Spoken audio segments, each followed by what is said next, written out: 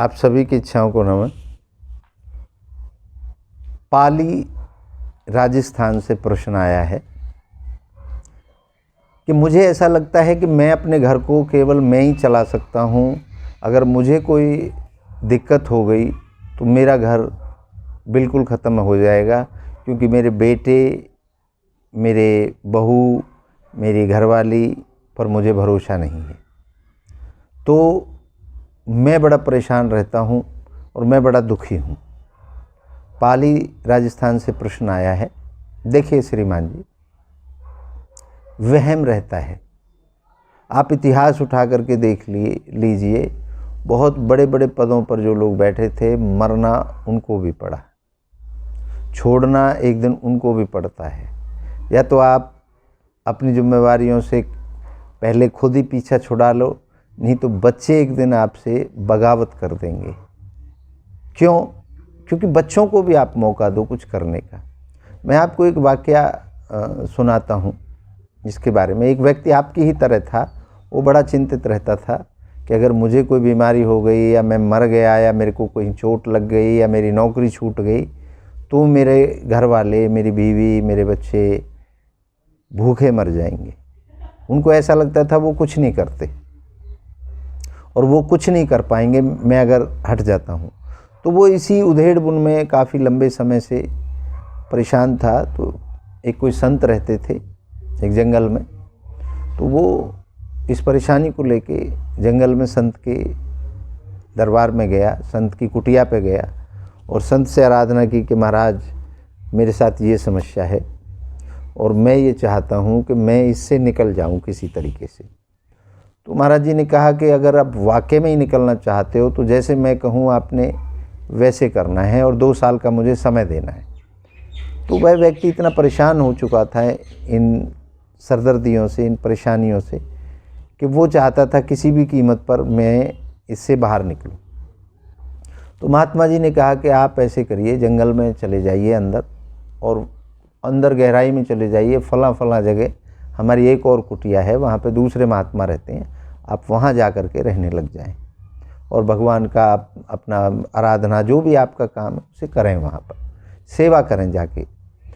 तो वह व्यक्ति अपना कसमकस के दिमाग में कसमकस चलती रही और वह चला गया, जाके उस कुटिया में चला गया। अब शाम तक जब उनके घर नहीं पहुंचा तो बच्चों को, उसकी घरवाली को बड़ा फिक्र हुआ।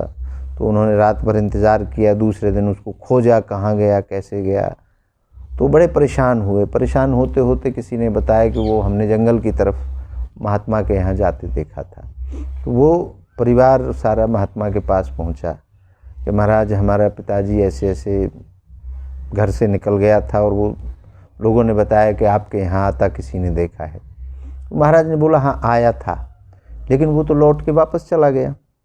घना जंगल था, उसमें जंगली जानवर रहते थे। तो 1 दिन, 2 दिन, 3 दिन उन्होंने इंतज़ार किया। उसके बाद में उन्होंने समझ लिया कि शायद उसे कोई जानवर खा गया होगा।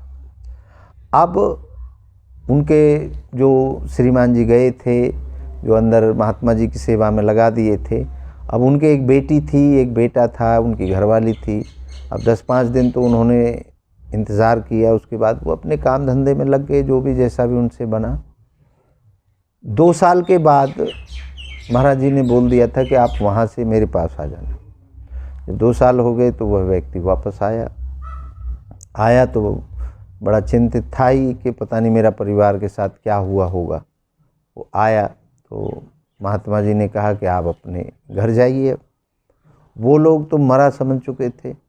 जब वो अपने घर जा कर के देखता है तो देखता है कि बड़ा आलीशान मकान बना लिया बच्चों ने, बेटी की शादी हो गई, बेटे की शादी हो गई, बेटा अच्छा कमाने लगा, घरवाली भी उसकी बड़ी खुश थी, उसके बेटे पे भी एक बच्चा हो गया था।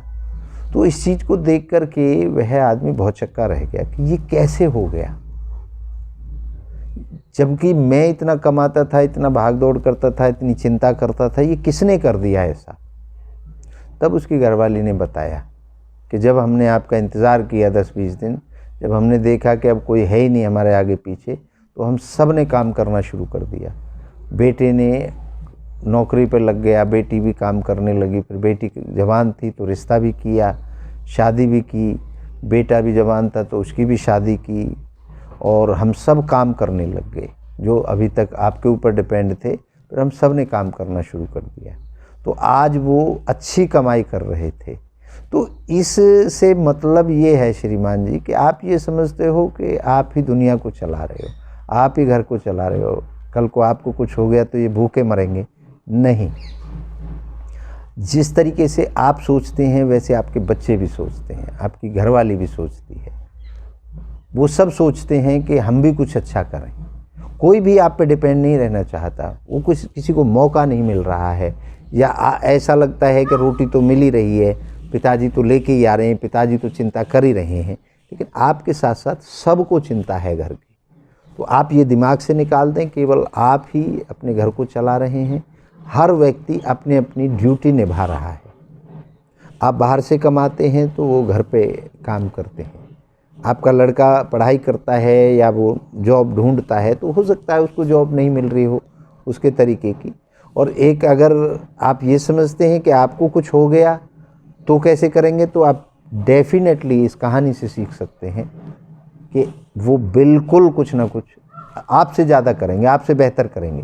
क्योंकि आप अपना पास्ट देखिए, आपने अपने पिताजी से बेहतर किया और आपकी औलाद आपसे बेहतर करेगी, क्योंकि परिस्थितियाँ बदल चुकी हैं, काम धंधे के तरीके बदल चुके हैं, पुराने ढर्रे बदल चुके हैं, नई जनरेशन आ चुकी है। तो नई जनरेशन अपने हिसाब से काम करती है और अपने टारगेट को अचीव करने के लिए वो भी ताकत लगाते हैं।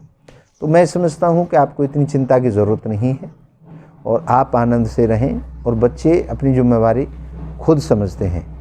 इसी के साथ आज की मुझे लगता है कि आपकी समझ में आ गई होगी बात। मैं आप सभी से विदा लेता हूँ और आपकी इच्छा को एक बार पुनः नमन करता हूँ। जय हो।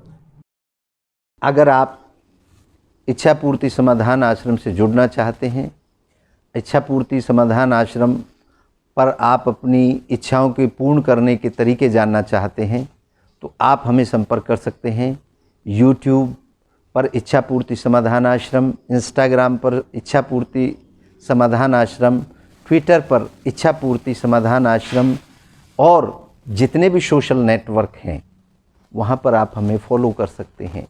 हमारी नई नई जो खोज हैं, नए जो तरीके हैं, उनको आप सीख सकते हैं वहाँ से। तो मैं आपको यही बताना चाहूँगा, हमारा फ़ोन नंबर है, हमारा व्हाट्सएप नंबर है 7428602621। आप हमें यहाँ पर फॉलो कर सकते हैं। आपकी हर इच्छा का स्वागत है, हर इच्छा को नमन है, और हर इच्छा को पूर्ण करने के तरीके आपको, आसान तरीके आपको बताए जाएंगे। जय हो।